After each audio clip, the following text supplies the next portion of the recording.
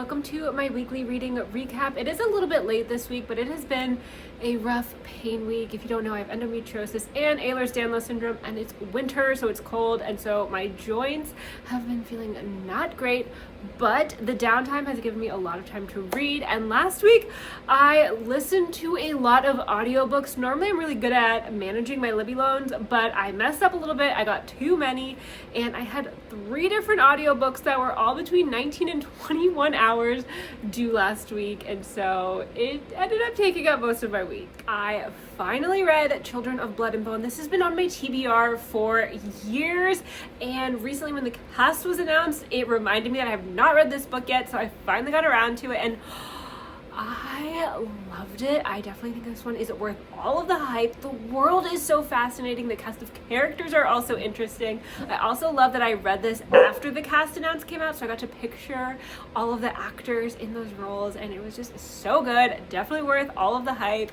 I was so excited about the second one. The library bonus is going to be way too long of a wait, so I bought the second book. I'm excited to dive into it once it gets here. I have heard mixed things about the third book, so I'm a little bit nervous about that, but I am loving the series so far. Speaking of second books in a series, I also listened to Heavenly Tyrant by Xiran Zhao, and I really enjoyed this one. I'd heard some mixed things going into it, that the first half was a little bit slower, so I wasn't sure what to expect, and I also don't really in general know how to talk about sequels because I don't want to give away anything from the first one, but I will say I really did love the themes in this one, so I think because I connected so much with those themes, it made the slower moments, or the moments where the action was slower, a lot more interesting to me. So for instance, like in Iron Widow, there was a lot of exploration about misogyny, a lot of rage and anger, and I feel like it was just like really satisfying to read in this moment right now. But there is also a lot of exploration about labor issues, the intersection between labor and misogyny, especially as it deals with mothers and motherhood and the labor that women do in that. A lot more exploration as well on class issues, a lot of up and down. One of my favorite quotes is, "This is the wrong journal." This is my reading journal, not my other journal where I'm just whining about how terrible it is. So one of my favorite quotes was, "The best way to lift people out of poverty is to involve them in the decisions concerning their lives." Shocker.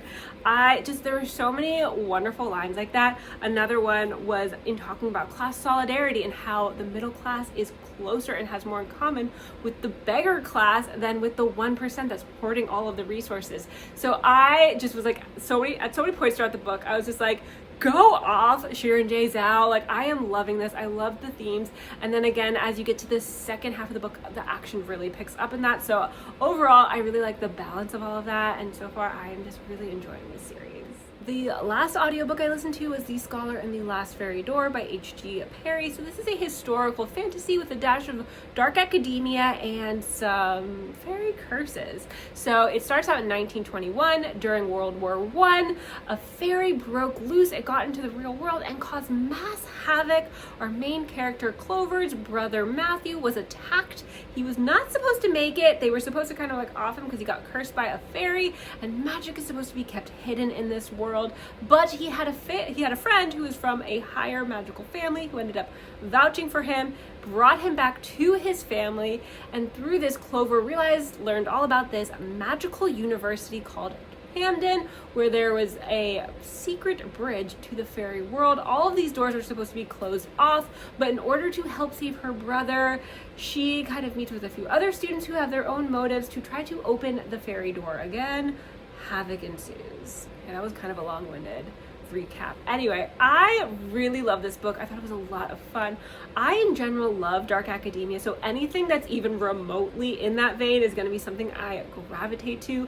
I love that it took place at a university. It's not just at the undergraduate level, but we also follow Clover through her graduate studies. She wants to become a professor there, and she's very involved in her academic studies there. But I also love the magical society in this one, of course, because it's dark academia.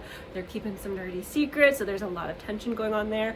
I also really like the way fairies were done in this book. I'm very picky when it comes to how fairies are done. I tend to like the ones that are a little bit more gruesome, non-human-like. I'm not really into the fairies are just like hot people with pointy ears type of stories, so I love the way they were used in this one as well. The last book I read this week was a middle grade graphic novel. So last week, or I guess the previous week, I read True Biz by Sarah Novick, and I really loved it. It's a book about a deaf boarding school, and so I wanted to seek out more books by deaf or hard of hearing authors, and this one came up and I thought it was really interesting. It is about a young girl who loses her hearing when she's 4 years old, and it's about her experience all growing up through elementary school. She fashions herself as El Deafo. She has this like super like ability because her hearing aid that she has involves a microphone, and she can hear it wherever the teacher goes throughout the school. So if the teacher steps out of the classroom for a little bit, she can end up hearing when the teacher's coming back. So I thought it was really interesting. You follow her as she tries to make friends, starts at a new school, her relationship with her family. I overall thought it was just a very fun graphic novel. I don't really read a whole lot of graphic novels, but I thought this one was a fun one. As far as physical books go, I am almost halfway through The Kingdom of Copper. It has been very slow, but that's because I had to spend a lot of my time where I would have normally read a physical book last week listening to audiobooks. Normally when it comes to audiobooks, I have usually about an hour and a half in the morning, an hour over my lunch break, and then usually an hour and a half in the evening while I walk my dog and cook and clean up and do all that stuff. And then usually I will read physical books in the evening, but because I had to get all of those audiobooks in, I ended up doing a lot of audiobooks in the evening when I would normally read a physical book. But because I own this, I was like, it's fine, I can put it off. So hopefully I will finish that this week. But yeah, I'm almost at the halfway point. Really loving it so far. I love this series. It's so fascinating. But anyway, yeah, so this is all I read in a physical book last week, and actually a big chunk of that was also this week. So not so much in the physical books this week, but maybe more next week. We'll see. I don't know. I'm like 3 days away from my next recap, so this may end up being the only physical book I read this week too. So it may be another audiobook heavy week this week as well.